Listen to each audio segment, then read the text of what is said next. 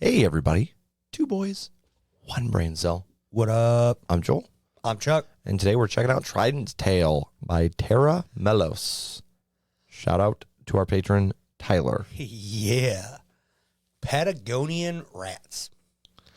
That's an interesting album name. Yeah, I've never heard of this band. 2011, this album came out, or at least a deluxe version on Spotify. Okay. This isn't in their top songs. Well, so we're getting into it. Yeah. Well, I'm curious. I like the name for sure. Yeah. The 8 minutes is a little scary. Yes, it is. But I'm here for it. Let's send it.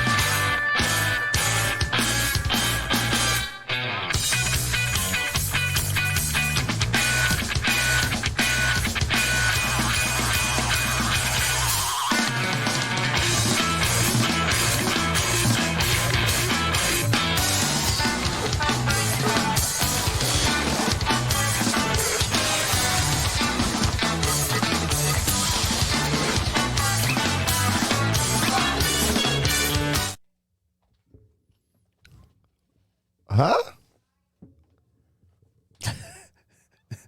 Talk about some chaos, man. Right? I don't know what's happening. I don't either. All right, so far, I'm digging the guitar. Yeah. Up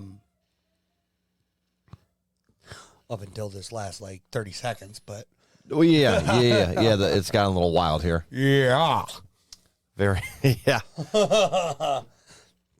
It's breaking my head. I don't know where I sit with this song. There's like spots of the song that kind of like flows me back to the like positive side, Yeah. and then sides that drag me back towards the negative.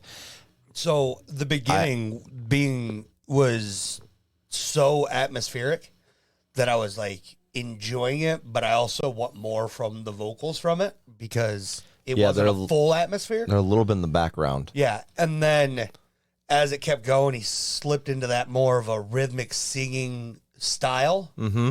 And I'm like, okay, still want him up a little bit, but all right, I can dig this. And then we slipped into just chaos. Yeah. I don't know. I'm trying to keep my composure over here. well, it's one thing that I can never tell when we're being trolled by our community.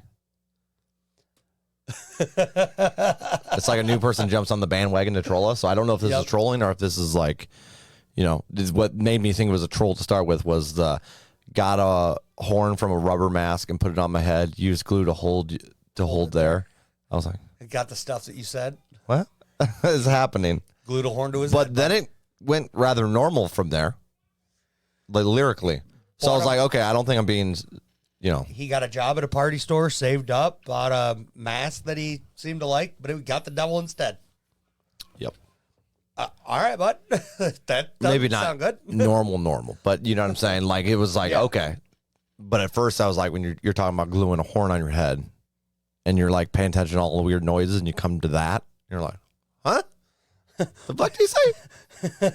I mean, You know what I mean? weird noises, weird phrase, fitting. Yeah. I mean, it fits the song. Instrumentally, I'm impressed. I don't know where this would sit for me as of right now, just because of it is definitely not my style of music. Yep. I could see parts of this that I would really enjoy, but as a whole right now, I'm rather on the fence. So curious to see where that'll end up. Yeah. I'm a little under the fence at the moment. Just a dad. Yeah. Just not horribly much, mainly because of the I was section too. we just slipped into. Yeah. Just like, oh, okay. I'm pretty excited about this, though, just because of the random noises. I hope it gets really wild for you. Thanks, buddy. You're welcome. I appreciate it. Wishing for the best. You stopped it at a good point for me, though. I did. And don't worry, I'll rewind it a little bit. Let's go.